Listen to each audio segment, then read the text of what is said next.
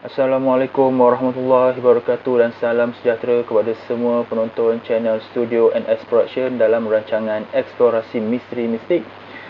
Saya Nazri Saleh, hos anda. Hari ini saya akan bawakan kepada anda makam nisan Aceh jenis C yang dipercayai ada kaitan dengan zaman Kesultanan Melayu Melaka, terletak di hilir Sungai Johor, Kota Tinggi, Johor. Makam nisan Aceh ini juga saudara Uzair yang maklumkan kepada saya supaya dapat dikongsikan kepada anda dan generasi akan datang. Pada video lepas yang bertajuk Makam Cikidam, tiada kaitan ya dengan makam Sungai Cikidam ini. Makam Cikidam lain, makam Sungai Cikidam lain. Beza perkataan sungai je, tapi persamaannya adalah pada nisan Aceh. Harap penonton semua tak keliru sebab ini yang tercatat dalam buku warisan Johor berkenaan lokasi nisan Aceh.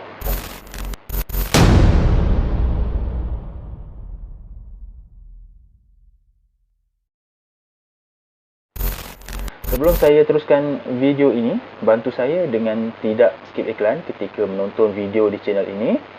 Subscribe channel ini kepada yang belum subscribe dan share video ini, semoga ramai yang akan dapat manfaat, dan pastikan anda menonton video ini sampai habis supaya anda faham secara menyeluruh berkenaan sejarah yang ingin disampaikan.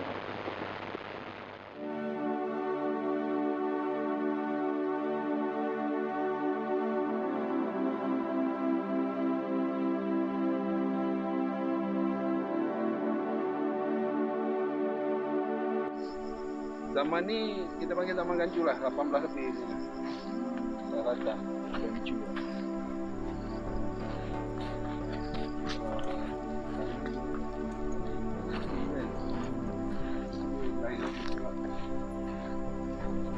Dia ada yang zaman tu buat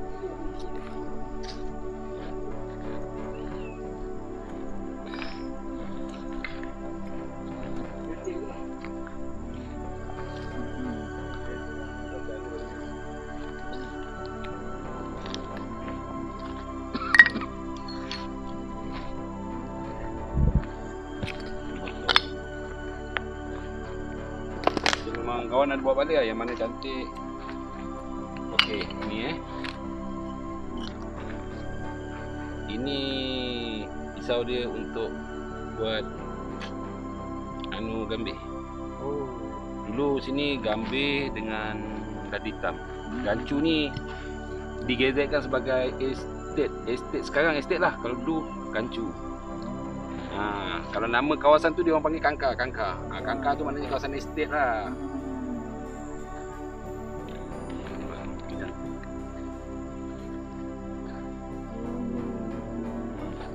Depan Kolej.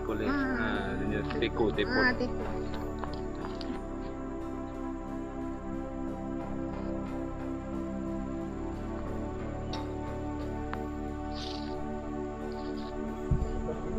Kantor ni je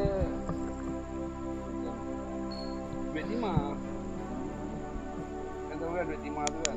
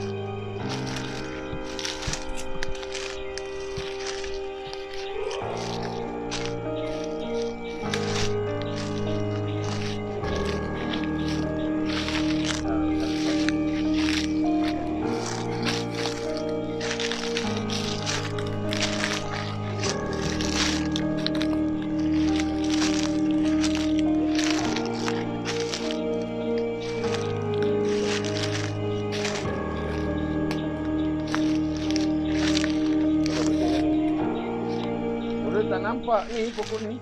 Bahagian luar. Oh, terus tutup. Tutup. Oh, tengok.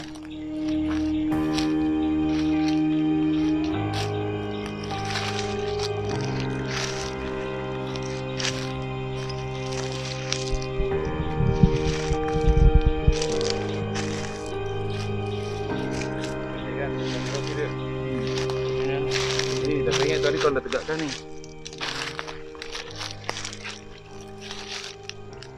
Ini panjang bawah tu.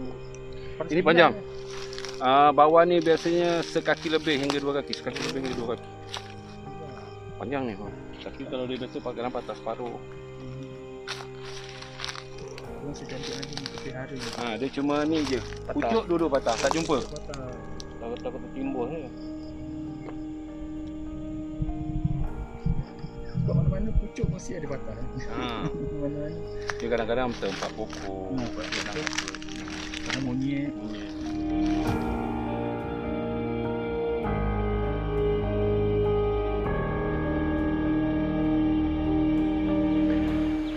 Okey, Assalamualaikum. Saya Uzirhan. Peminat sejarah Batu Aceh. Okey. Di sini saya tunjukkan bersama saya ni makam Sungai Cikidam. Tadi kita pergi tempat pertama makam Cikidam. Dan satu lagi makam Sungai Cikidam. Memang berbeza. Tempat dia nak ikutkan dekat, tapi perjalanan tu memisahkan agak jauh lah kita bergerak. Lokasi dia di Sungai Cikidam. Ni makam ni memang dah ada dalam rekod. Tapi mungkin terlepas pandang. Kawasan dia agak dalam kebun kelapa sawit. Mungkin terlepas pandang, jadi tak ada penjagaan lah. Kurang penjagaan. Mungkin kita tak menyalahkan mana-mana pihak. Mungkin kita sendiri bertanggungjawab. Kita mana-mana yang bertanggungjawab tu, nampak ada makam Batu Aceh ataupun makam apa pun, kita cuba bersihkan. Di sini kita dah bersihkan. Maknanya mula-mula datang tu rumput-rumput ni dah tutup semua. Jadi kita tak nampak dengan keadaan dah terbaring. Jadi kita dah perbetulkan. InsyaAllah lepas ni adalah pihak-pihak yang, tak kira lah pihak ke ataupun individu yang ringan tulang untuk membersihkan dan menjaga kawasan ni. Itu je lah kita harapkan. Okey, versi cerita ni kita pun tak dapat versi dia sebab dia ni, yalah, benda dah terlepas pandang. Mungkin versi dia pun mungkin terlepas pandang jugalah. Kita pun tak boleh nak cakap sembarangan. Yang saya tahu ni adalah makam Sungai Cikidam yang direkodkan. Itu saja. Yang menyelamatkan makam ni pokok-pokoknya. Okey, ini ada versi kampung lah. Pertanyaan tu kita buka lah pada versi kampung. Wallahualam. Tapi di sekeliling ni ada 5 batang pokok. Pokok-pokok lama besar, tinggi. Pokok dah menjulang ke langit ni. Alhamdulillah, sebab kemungkinan lah dengan 5 batang pokok ni di sekeliling ni menyelamatkan makam ni daripada hilang ataupun terkubur begitu saja. Dengar versi orang kampung cakap yang pernah meneroka ni dah beberapa kali tolak untuk tombangkan pokok ni, tak berjaya. Dari gunakan jentera terkini, jentera berat, pakai kapak, ada yang terkapak kaki sendiri, maknanya mungkin itu adalah tanda-tanda yang mungkin tak mengizinkan dia untuk menebang pokok di sekeliling dia ni. Alhamdulillah lah. Rasa saya pokok ni lah penyelamatnya. InsyaAllah sama-samalah kita jagalah warisan kita pada semua. Dulu sini peneroka awalan dulu dia dah buat penanaman sayur sebelumnya ada sawit ni, penanaman sayur mungkin sayur dah tak berapa okey ditanam sawit. Tapi kawasan ni adalah kawasan Kancu kawasan Kancu ni. Kawasan Kancu ni dalam kawasan tahun 18 lebih lah, maknanya 18 lebih hingga awal 19. Proses penanaman lada hitam, gambir. Di sini ada kangkar lah senang cakap. Ada sebuah macam estate lama, itu zaman-zaman Kancu lah. Sepihan-sepihan memang sangat banyak. Kalau kita pergi daripada tempat parking kereta, kita akan jumpa sepihan penuh. Sepihan tembikar, pesolin, macam-macam lah. Ada yang jumpa timbang lama, timbang kati. Itu semua ada jumpa. Siling-siling lama pun memang ada kita temu kat sini. Alhamdulillah. Harapan abang Okey, macam harapan saya lah bagi saya ni, kita sebagai peminat sejarah bangsa kita, satulah saya harapkan, kalau pada semua yang agak-agak ada terjumpa makam-makam lama seperti ni, batu Aceh, tak kira lah batu apa sekalipun, makam kita itu adalah sejarah kita. Orang terdahulu daripada kita, kita orang baru. Jadi kita hormati orang terdahulu, kita jagalah. Untuk tatapan generasi akan datang, anak cucu kita. Sama-sama kita jaga sejarah kita, insya-Allah Melayu takkan hilang di dunia. Assalamualaikum. Okey, daripada mata batin saya rasa suasananya pun normal. Tak ada rasa sejuk ke, panas sangat ke. Tak ada sesiapa yang hadir. Jadi memang cuma kita dengar bunyi unggas-unggas je lah. Lepas tu banyak kupu-kupu berterbangan, itu saja. Tak ada. Tak nampak. Tak ada apa-apa. atau barang-barang ke, peninggalan ke? Barang peninggalan apa yang abang tu cakap, yang banyak tembikar, porselin ke apa, itu je lah yang kita jumpa. Tak ada kata orang penunggu ke apa, saya tunggu juga. Tunggu, saya pun tunggu juga. Masalahnya tak ada yang muncul. Jadi umpama macam pagar lah. Pagar. Macam pagar. Makam. Betul. Itu je lah.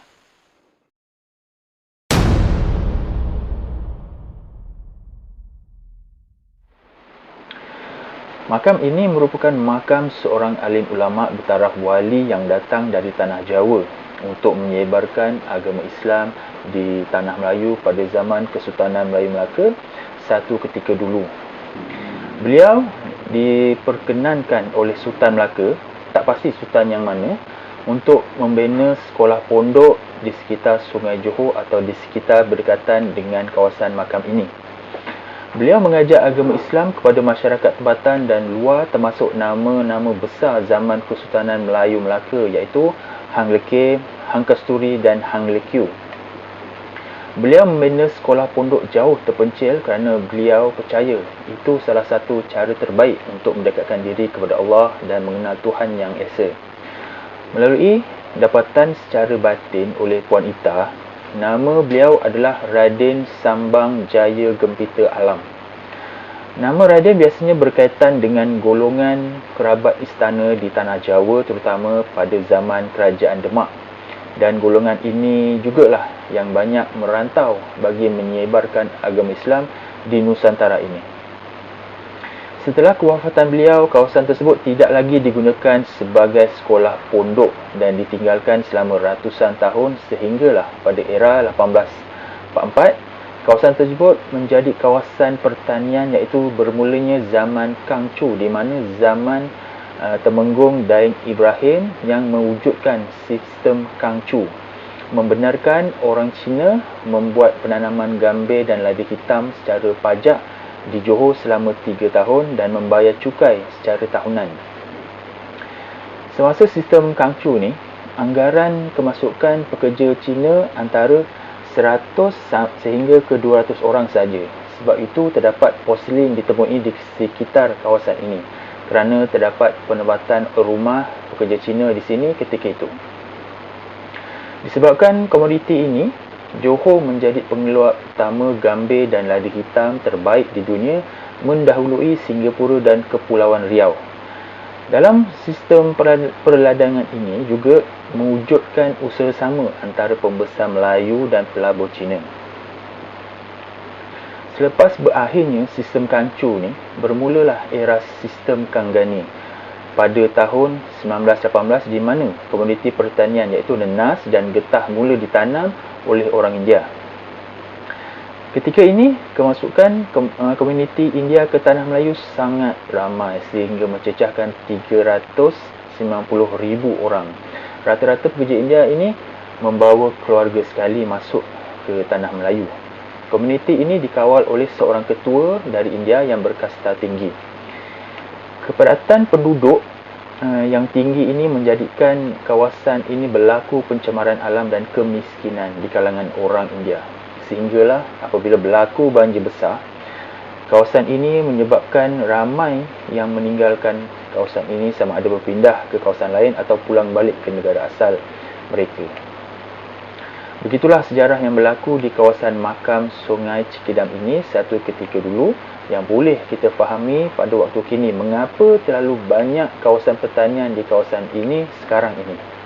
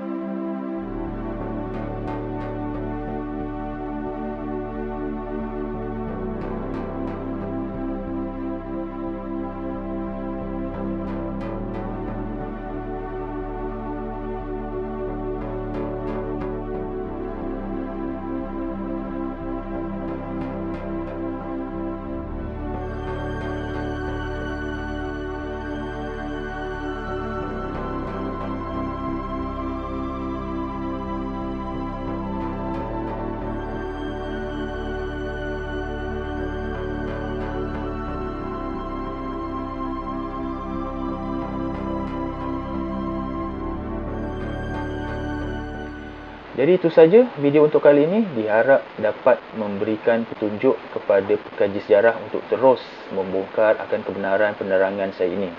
Saya bukan pekaji sejarah tapi hanya membantu berikan sedikit petunjuk kepada sesuatu sejarah secara batin. Apa pandangan dan pendapat anda tentang episod kali ini? Sila kongsikan di bahagian komen di bawah video ini.